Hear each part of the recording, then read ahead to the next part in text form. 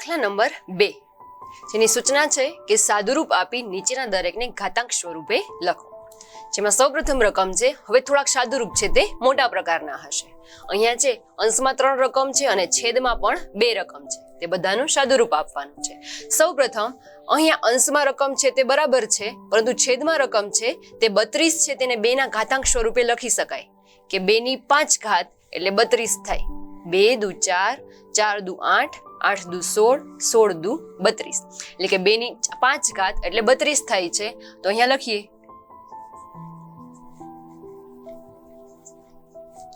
ગુણ્યા 4 અંશ as it is અને છેદમાં 3 ગુણ્યા 2 ની 5 ઘાત. હવે અંશમાં જોઈએ કે 4 છે તેને પણ 2 ની 2 ઘાત તરીકે લખી શકાય. તો અહીંયા લખીએ 2 ની 2 ઘાત એટલે કે 4. હવે અંશમાં સરખા આધારવાળી જે પદ છે તેના સરવાળા અથવા બાદબાકી કરીએ. બધાની વચ્ચે ગુણાકારનો સંબંધ છે તો ઘાતાંકનો સરવાળો થશે. અંશમાં 2 આધારવાળા 2 પદ છે, એક છે 2 ની 3 ઘાત અને એક 2 ની 2 ઘાત. તો 2 ના ઉપર 3 વત્તા 2 ગુણ્યા 3 ની 4 ઘાત છેદમાં 3 ગુણ્યા 2 ની 5 ઘાત. અંશમાં 2 તેના ઉપર 3 વત્તા 2 એટલે જે થશે 2 ની 5 ઘાત ગુણ્યા 3 ની 4 ઘાત છેદમાં 3 ગુણ્યા 2 ની 5 ઘાત. હવે અંશ અને છેદમાં જોઈ શકાય કે 2 ની 5 ઘાત 2 ની 5 ઘાત ડાયરેક્ટલી ઉડાડીએ તો ઉડી શકે, પરંતુ આપણે જો અહીંયા ભાગાકારના ગુણધર્મનો ઉપયોગ કરીએ તો છેદમાં 2 ની 5 ઘાત છે તે અંશમાં જાય તો તે માઇનસ થશે, કેમ કે બંનેની વચ્ચે ભાગાકારનો સંબંધ છે એટલા માટે. 5 માઇનસ 5 ગુણ્યા 3 ની 4 ઘાત અને છેદમાં માત્ર વધશે 3.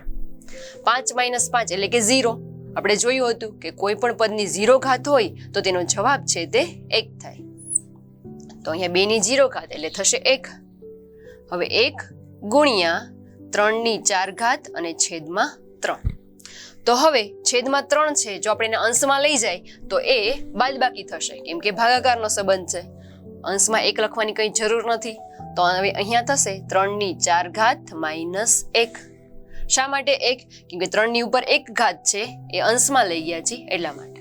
4 માઇનસ 1 એટલે થશે 3, એટલે કે 3 ની 3 ઘાત એ થશે આપણો જવાબ. દાખલા બીજો જેની રકમ છે કે 5⁻2�3 × 5⁴ ભાગ્યા 5�7. અહીંયા ઘાતનો ઘાતાંક છે તો તે બંનેનો ગુણાકાર થશે. અહીંયા થશે 5 ની ઉપર 2 ગુણ્યા 3 ઘાત ગુણ્યા 5 ની 4 ઘાત ભાગ્યા 5 ની 7 ઘાત. હવે અહીંયા 2 ગુણ્યા 3 જે થશે 6, 5 ની 6 ઘાત ગુણ્યા 5 ની 4 ઘાત ભાગ્યા 5 ની 7 ઘાત. હવે અહીંયા ગુણાકારનો સંબંધ છે, બંનેના આધાર સરખા છે તો ઘાતાંકનો સરવાળો. અહીંયા થશે 5 ની 6 વત્તા 4 ઘાત ભાગ્યા 5 ની 7 ઘાત. 6 વત્તા 4 એટલે 10, 5 ની 10 ઘાત ભાગ્યા 5 ની 7 ઘાત. હવે બંનેની વચ્ચે ભાગાકારનો સંબંધ છે, બંનેના આધાર સરખા છે તો ઘાતાંકની બાદબાકી. તો અહીંયા લખીએ કે 5 ની 10 માઇનસ 7 ઘાત. 10 માંથી 7 જાય તો 3 વધશે, તો 5 ની 3 ઘાત એ થશે આપણો જવાબ. જો અહીંયા ઘાતાંકના 3 નિયમોનો ઉપયોગ થયેલો છે. એક ઘાતની ઘાતનો ગુણાકાર થાય, ગુણાકાર હોય તો ઘાતાંકનો સરવાળો થાય, અને જો ભાગાકાર હોય તો ઘાતાંકની બાદબાકી થાય. આ 3 નિયમોનો ઉપયોગ થયેલો છે. દાખલા નંબર 3 જેની રકમ છે કે 2⁻0 + 3⁻0 + 4⁻0. તો અહીંયા ઘાતાંકના એ નિયમનો ઉપયોગ થાય છે કે a⁻0 = 1. તો અહીંયા 2 ની 0 ઘાત એ 1 થશે, 3 ની 0 ઘાત પણ 1 અને 4 ની 0 ઘાત એ પણ 1 થશે, કારણ કે a⁻0 = 1 આ નિયમનો ઉપયોગ કરેલ છે.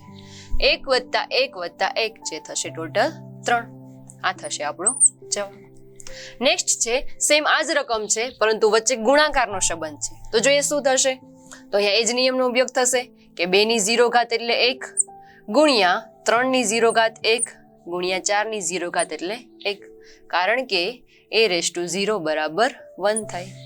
1 ગુણ્યા 1 ગુણ્યા 1 જે જવાબ થશે 1, જો બંને રકમ સરખી છે, માત્ર વચ્ચે જો નિશાનીનો ફરક હોય તો બંનેના જવાબ છે તે અલગ અલગ મળે છે.